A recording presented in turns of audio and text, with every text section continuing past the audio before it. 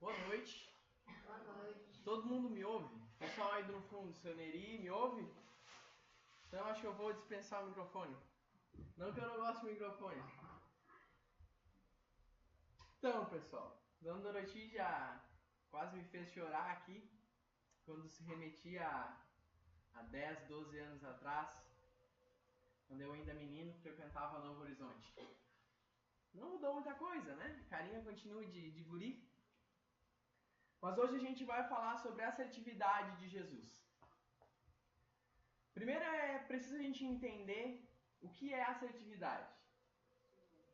A gente vai lá para o dicionário e encontra o conceito de que é a competência moral de quem possui uma postura clara. Então, assertividade não tem a ver com acerto. É preciso que se deixe isso muito claro. Porque hoje a gente vai falar de assertividade de Jesus. A gente não vai falar de assertividade. Porque vocês querem ver uma pequena diferença? Assertividade é aquela pessoa que não fica em cima do muro. Nem sempre isso é positivo. Nem sempre isso é positivo. Analisando a assertividade por essa perspectiva, convido vocês a fazer um pequeno exercício comigo em cima de 3 historinhas, de 3 pessoas. A gente chama isso de película de verdade. Né? Isso é um exercício feito na psicologia, na psicossomática, para entender como funcionam as películas da verdade, como a gente enxerga o mundo à nossa volta.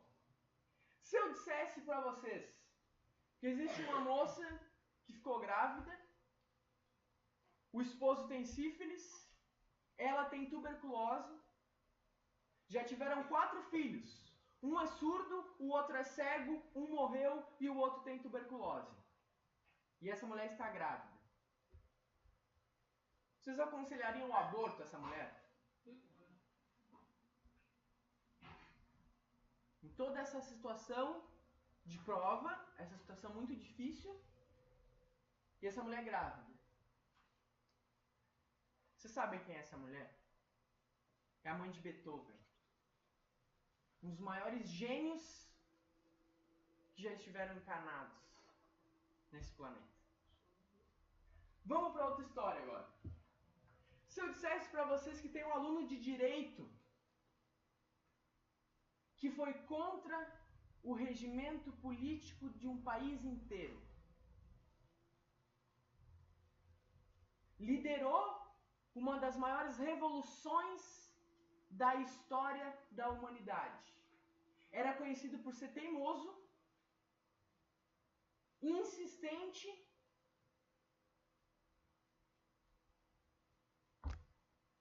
o que vocês pensam de uma pessoa dessa? Teimoso, insistente, esse cara chato. Se revelou contra a política de seu país, contra o regimento político do seu país. Esse homem é Mahatma Gandhi. Terceira e última história. Falamos de Beethoven e de Gandhi. Se eu dissesse para vocês que tem um cara que era vegetariano, tinha uma autoridade moral incrível. Onde ele chegava para falar, as pessoas paravam para escutar.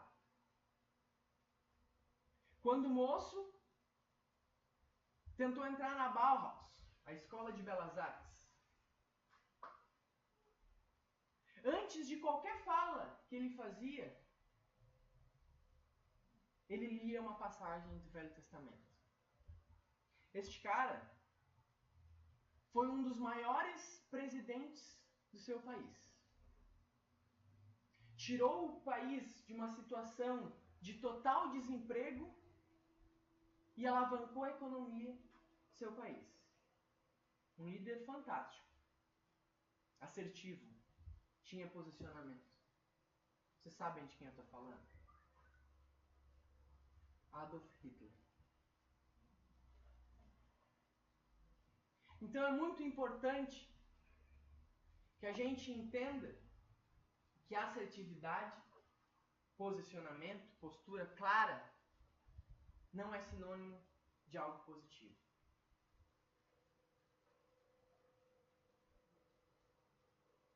Hitler e Roosevelt, presidente americano, tinham perfis muito semelhantes,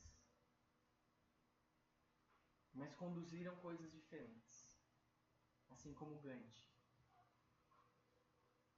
E por que então que a gente não fala de assertividade, sim de assertividade de Jesus? Porque Jesus era firme e claro para o bem. E muitas vezes a gente imagina Jesus, né, no alto de sua afabilidade e doçura, aquele ser que por onde passava espalhava amor, e a gente confunde um pouco, coloca uma película, e por vezes a gente pode conceituar Jesus como alguém passivo. E não era. Jesus era assertivo. Ele dizia o que era correto, fazia o que era correto e mostrava. E quando não estava correto, ele falava, ele mostrava. Durante toda a sua caminhada foi assim. Assertivo, do começo ao fim. A assertividade consta em Mateus 5. E esse é um capítulo que, para mim, é incrível. Tem um contingente de ensinamento tão profundo. Mas nós vamos pegar do versículo 37 ao 48, eu vou ler para não errar, porque as palavras de Jesus, então é melhor a gente não inventar, né? Seja, porém, o vosso falar sim, sim, não, não. Porque o que passa disto é de procedência maligna. Ouvistes que foi dito, olho por olho, dente por dente. Eu, Jesus, porém, vos digo que não resistais ao mal, mas se qualquer te bater na face direita, oferece-lhe também a outra. E ao que quiserem pleitear contigo e tirar-te a túnica, larga-lhe também a capa. E se qualquer te obrigar a caminhar uma milha, vai com ele 2. Dá a quem te pedir, e não te desvies daquele que quiser que lhe emprestes. Ouvistes que foi dito, amarás o teu próximo e odiarás o teu inimigo.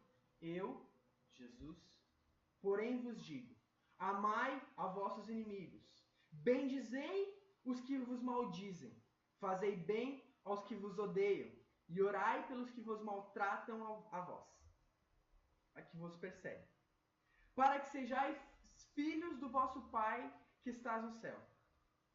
Porque faz que o seu sol se levante sobre os maus e bons, e a chuva desça sobre justos e injustos.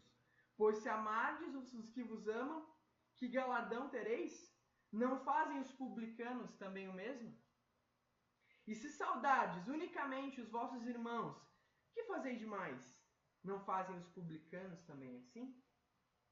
Sede vós perfeitos, como é perfeito o vosso Pai, que estás no céu. Que seja o vosso falar sim, sim, não, não. Porque o que passa disso é maldade.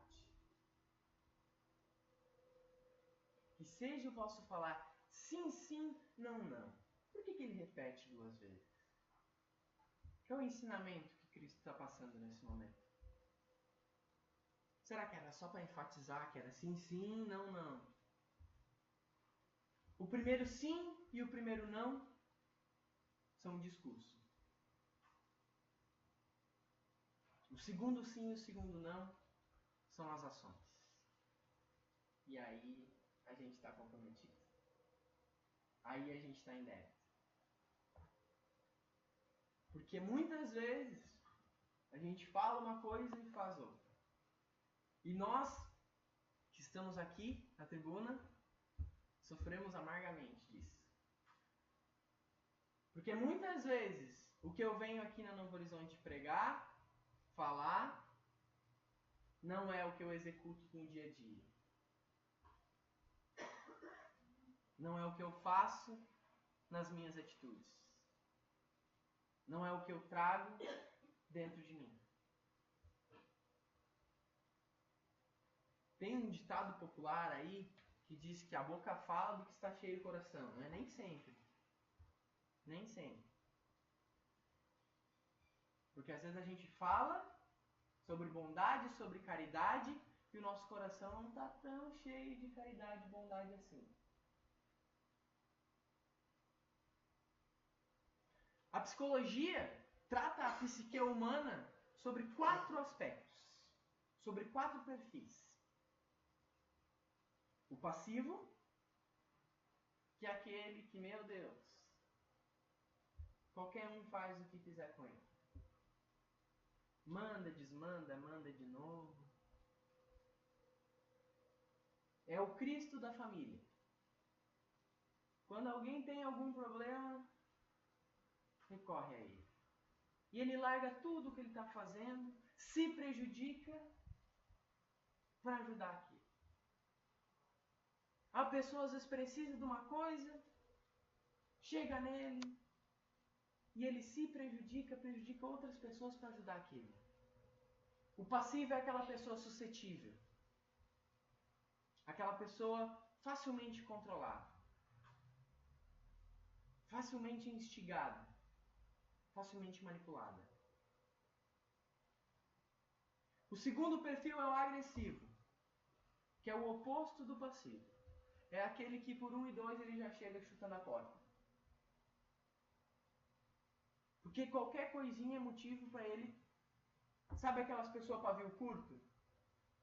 Muitas vezes nem tem o pavio, né? É 0. É 1 e 2 já faz um griteiro. Essas pessoas são muito perigosas no trânsito.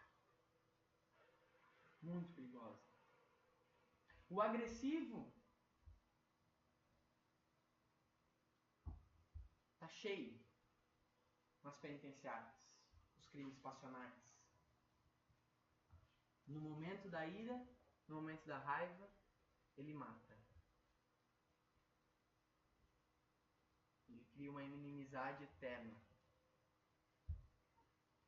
O terceiro perfil é o passivo assertivo. Esse é perigoso. O passivo assertivo é aquele que dá o tapa e esconde a mão, no bom português. É o que põe a sujeira para baixo do tapete. A primeira vez que eu apresentei essa palestra, quando eu estava montando a palestra, estavam meus 2 afilhados na minha casa e eu observando os 2. Eles têm 7 e 8 anos de idade. O menino, um perfil agressivo nato. É 1 e 2 ele já sai dando murro e jogando as coisas no chão. E a menina, um perfil passivo-agressivo. Olha pra ela assim, que criança amada. Mas tu fica observando os 2 brincando um tempinho, às vezes ela vai lá e cutuca o outro. E diz, não, eu não fiz nada. E o outro tá explodido. No nosso meio espírita, tem muito passivo-agressivo. Aquele que te sorri na frente e te apunhala pelas costas. Confesso que até hoje eu não aprendi a lidar muito bem. Porque eu tenho uma dificuldade em ler as pessoas. Eu confio demais. Então, pra mim tá tudo certo. E a pessoa vem e às vezes tu não consegue perceber. Tu percebe quando já é tarde demais. E o quarto perfil é o assertivo. É aquele que é claro. É aquele que é justo. Joana de Ângeles, no livro Diretrizes para o Êxito, psicografado por Divaldo Franco, aborda também esses 4 perfis psicológicos. E ela diz que o assertivo é aquele que caminha com certeza. é aquele que trabalha sabendo qual é o seu real objetivo. É aquele que é assertivo com Jesus. Que sabe a hora de dizer um sim e sabe a hora de dizer um não. Que sabe qual é o seu lugar e o seu papel no mundo. Nas bem-aventuranças, Jesus nos diz: bem-aventurados os pacificadores, porque serão chamados filhos de Deus. Pacificadores. Os pacificadores não são aqueles que aceitam tudo. Não são aqueles pais que passam a mão por cima dos filhos. Não são aqueles que todo mundo manipula, que todo mundo guia. Os pacificadores são os assertivos. São aqueles que seguem, ou pelo menos tentam compreender a assertividade de Jesus. Nesse livro, O Código do Monte, do Dr. Sérgio Lopes, as pessoas não devem me aguentar mais com esse livro, né? Eu levo ele para tudo que é lugar. Mas ele é um livro muito bom, porque ele aborda as bem-aventuranças. Certa vez Gandhi disse que se todo o contingente religioso se perdesse e só sobrasse o Sermão do Monte de Jesus, nada estaria perdido. E nesse livro o Dr. Sérgio Lopes relaciona as bem-aventuranças com os chakras, os campos de força, os centros de força e outras circunstâncias. Então é um livro muito bom e eu sempre busco nele alguma coisa. E quando preparava essa palestra, fui buscar nele o Bem-aventurados os pacificadores, por serão chamados filhos de Deus. Encontrei um trecho em que fala aquela célebre momento em que o Evangelho nos traz o ensinamento de que Jesus diz: eu não vim trazer a cruz, a paz, eu vim trazer a espada. Meu Deus, nesse momento tu acha assim, Jesus veio trazer a espada. O que é essa espada? O que é? E se eu não vim trazer a paz, eu vim trazer a espada. E ele vai além. Ele diz: eu vim colocar o filho contra o pai. O pai contra o filho. A nora contra a sogra. Isso não é muito difícil, tá, Jesus? A nora contra a sogra é um negócio que está acontecendo direto. Ele vai além e diz: e numa casa que tiver 5, 2 estarão contra 3 e 3 estarão contra 2. O que Jesus estava dizendo com isso? Ele estava sendo assertivo. Ele estava dizendo que a gente tem que fazer o bem. Certa vez eu ouvi numa palestra, eu não sei de quem é a frase, não vou me recordar agora, vou citar, o autor me perdoe, por favor. Não existe um jeito certo de fazer a coisa errada. Não existe um jeito certo de fazer a coisa errada. Indo mais a fundo, tem uma outra frase que diz que o certo é o certo, mesmo que ninguém esteja fazendo. E o errado é o errado, mesmo que todos estejam fazendo. Quando Jesus, em sua assertividade, chega e diz: eu não vim trazer a paz, eu vim trazer a espada, é isso que ele está dizendo. Que a gente tem que ser assertivo em todos os momentos. E quando ele diz que se numa casa tiverem 5, 2 estarão contra 3 e 3 estarão contra 2, a gente pode fazer uma outra reflexão. Quantos sentidos a gente tem? 5. Ah, não apareceu nenhum espírito espertinho para dizer que ele tem a mediunidade. São 5 sentidos que nós temos no nosso corpo. Será que esses 5 da mesma casa Jesus estava falando não são os nossos 5 sentidos? Não são nós mesmos? Quantas vezes dentro de nós existe um conflito?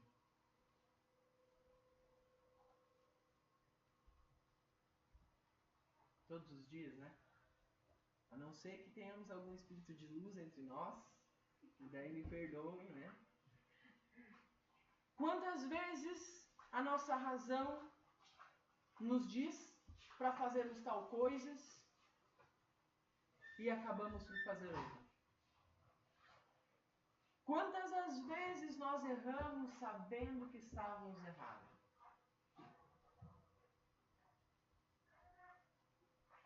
A quem muito é dado, muito será cobrado.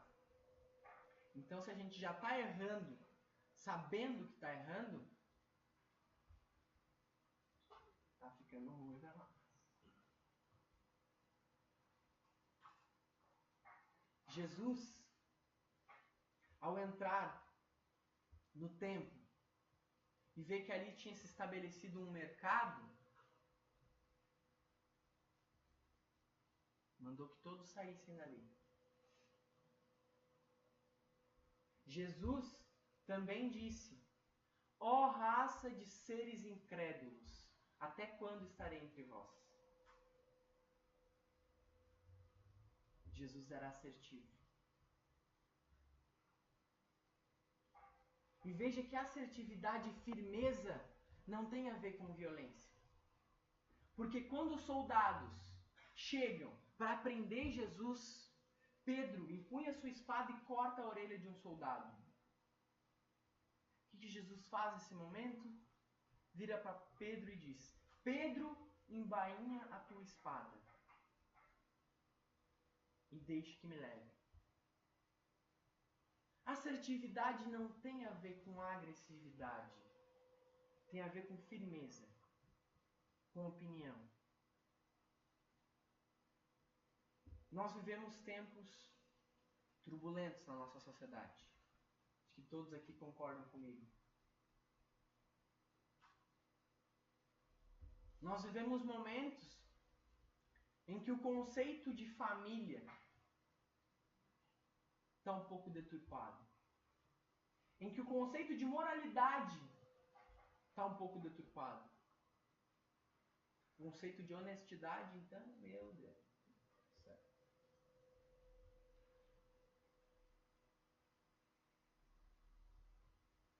E eu faço a meia-culpa pela minha geração. A minha geração, eu costumo brincar que é a geração Lulu Santos. Eu já falei isso aqui, me lembrei agora. Tem aquela música do Lulu Santos que diz, né? Vamos viver tudo que há para viver. A minha geração tem deturpado um pouco essa frase e vivido sem limites, sem freios. Quem tem limite é município, né? A gente vive com pouca assertividade. E a minha geração é só um reflexo do que foi anterior. A gente vem desconstruindo a moral aos poucos. A gente vem deixando de acreditar nessa assertividade de Jesus para criar um senso de que eu posso tudo, tá tudo certo. Não é bem assim. Não é bem assim. Sexta-feira passada, estávamos assistindo a palestra no Mesa Espírita lá em Capão, que a Novo Horizonte também está organizando, junto à SEAC, da psicóloga Mariane Macedo. E ela citou o exemplo dos hips. E eu estou vendo que tem muita gente que não está aqui, então eu vou citar porque é um exemplo muito positivo. Os hips foram uma geração que tem uma contribuição social histórica muito grande. Os hips saíram das rédeas dos pais da dominação dos pais, foram para a rua, foram viver o paz e amor. E isso tem uma importância, uma relevância histórica, social, fundamental para a sociedade que a gente tem hoje. A sociedade livre, a sociedade com direitos quase iguais, uma sociedade em que as pessoas têm voz, têm livre-arbítrio. Fantástico. Só que eles saíram de casa. E o que o mundo precisava e o que o mundo esperava deles é que eles se erguessem com a filosofia da paz e construíssem coisas factíveis. Transformassem a humanidade. E eles pararam. Eles só saíram de casa.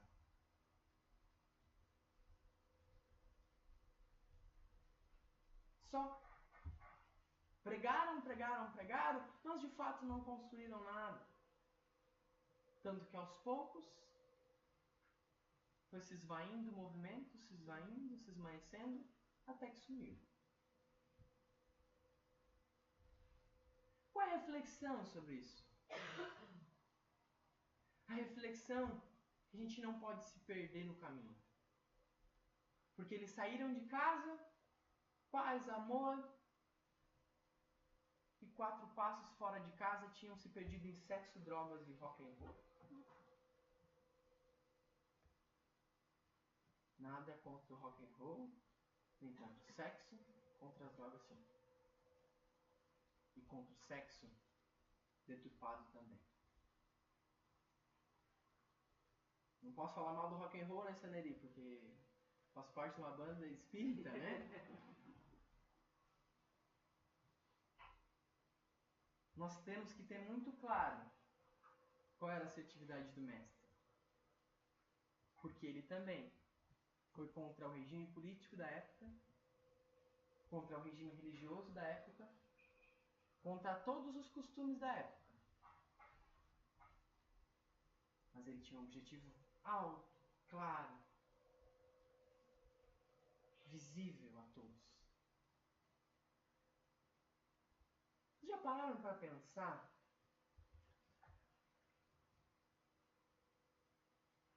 O Livro dos Espíritos tem pouco mais de 150 anos, mas a mensagem dele tem 2016 anos. Vocês já viram uma história durar 2016 anos? Me citem outra história dessa época, de outra alguém, de outro. E uma história que levou tanta gente junto.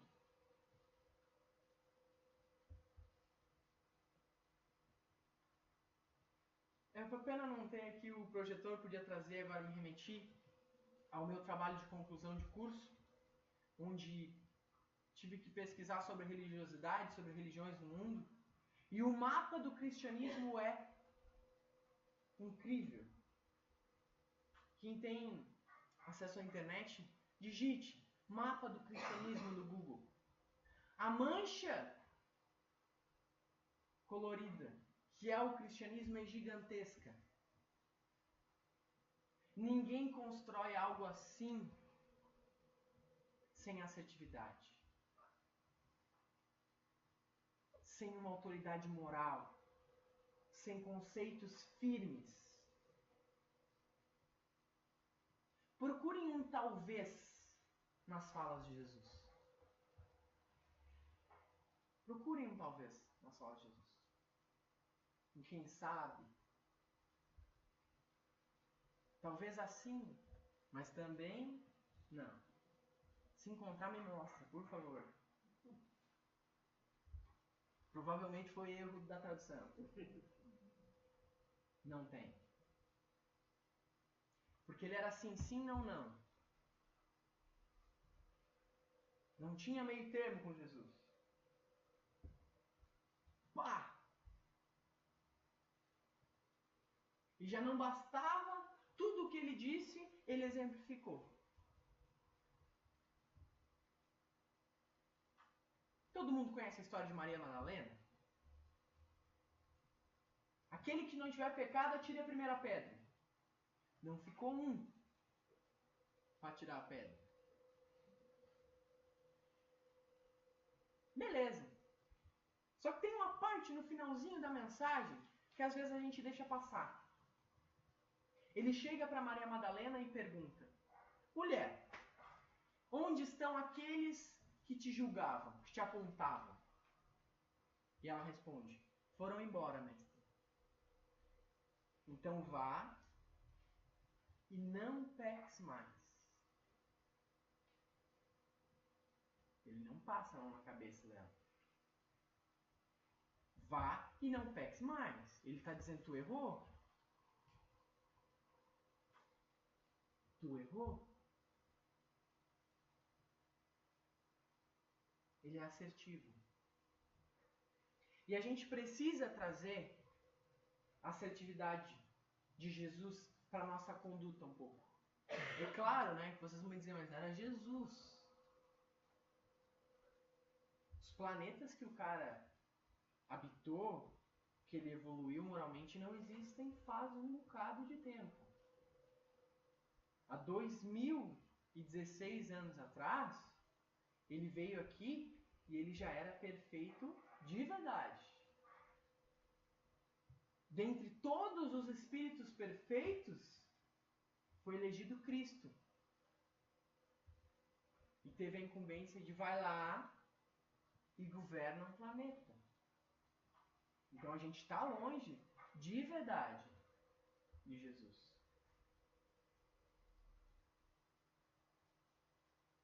Assim como eu estou longe de verdade do Neymar. E nem por isso eu deixo de jogar bola. Sou goleiro, porque não é grandes coisas. Jesus está muito longe da gente. Claro que o exemplo que eu citei é um exemplo banal. Jesus está muito longe da gente. Ele é perfeito.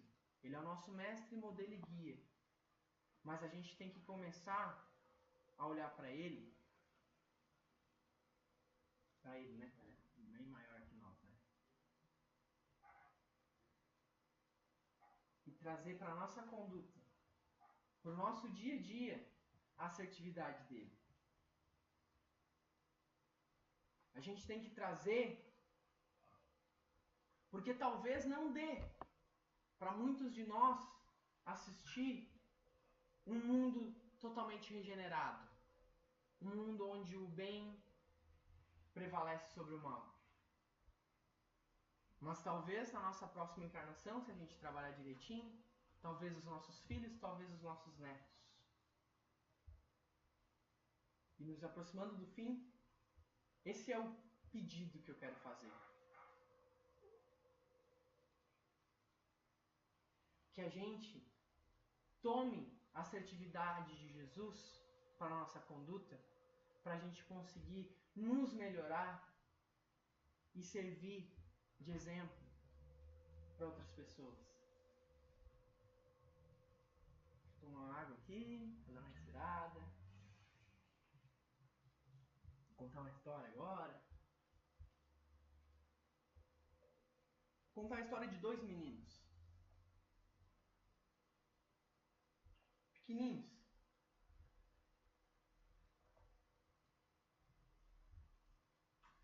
As mães espíritas, trabalhadoras de uma casa espírita, trabalhadoras regulares, trabalhadoras de mesa mediúnica. Esses dois meninos estavam sempre juntos, muito amigos. E as mães os incentivavam a ir na evangelização. As mães e os pais sempre levaram esses meninos pertinho, na rédea, no calço da bota. Muitas vezes essas mães eram consideradas mães más.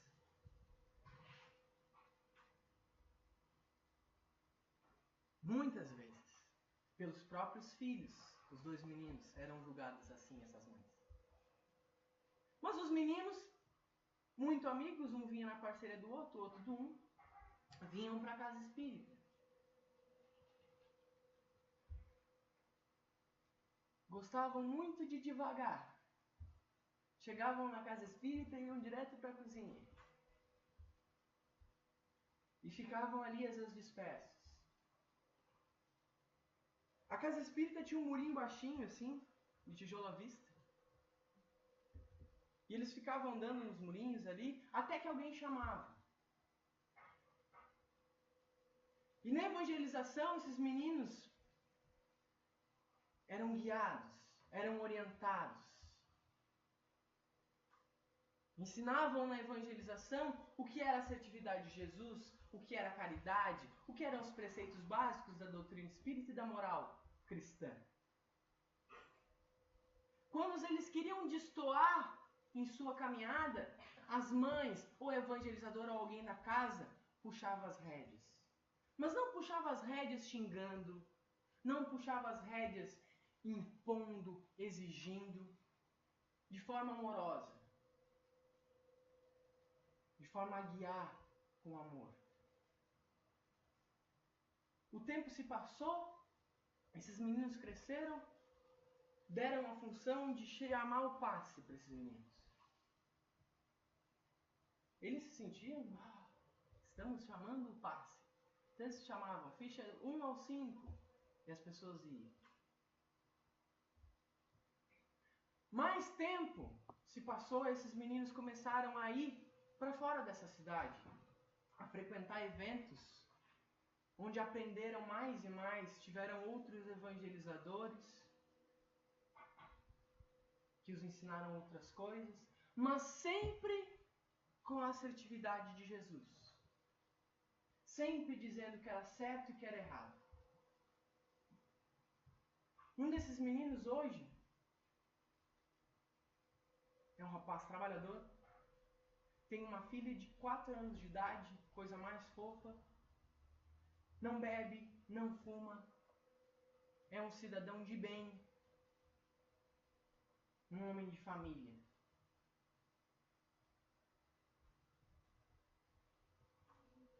A cozinha desse centro espírita fica no final desse corredor à direita. A primeira evangelizadora desses meninos está sentada aqui na frente. E o segundo menino sou eu. Não sou um modelo de conduta, não sou um modelo de moral, mas em vista do que poderia ter sido, sou um pouquinho melhor. Em vista dos momentos que poderia ter me perdido pela sedução do mundo e pelas coisas erradas que a nossa sociedade propõe, não me perdi. O outro menino é o Dudu.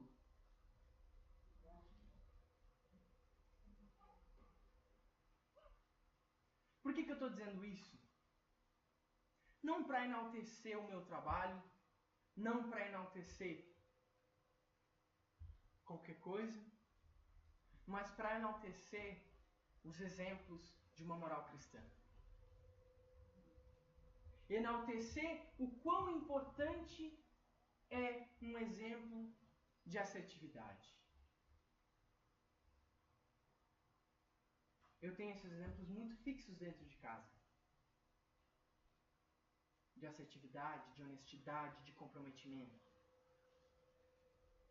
Eu tenho esses exemplos muito fixos na doutrina espírita. Sobre entrega de amor e educação. Sobre trabalho de assistência aos mais necessitados. Eu tenho exemplos. E quando tudo parece desmoronar, eu olho para esses exemplos. Eu olho para essas pessoas que me guiaram. Os pais, as mães, evangelizadores, que aqui tem 2 que foram meus evangelizadores, a Dona Doroti e o Sameri. Nos momentos mais difíceis da minha vida, pessoas que personificaram a assertividade de Jesus na minha vida estiveram do meu lado. Não tenho dúvidas nenhuma de que o Espiritismo salvou a minha vida. Não tenho dúvidas alguma de que salvou a do Dudu. Ontem estávamos na FEGS projetando um evento para 500 jovens. Eu não tenho dúvida nenhuma de que aqueles 500 jovens têm grandes exemplos personificados da assertividade nas suas vidas. O que eu peço para vocês é que saiam daqui e pensem nos seus filhos, nos seus netos, nos seus sobrinhos, nos seus afilhados, nos seus filhos. Pensem nas crianças e nos jovens do mundo.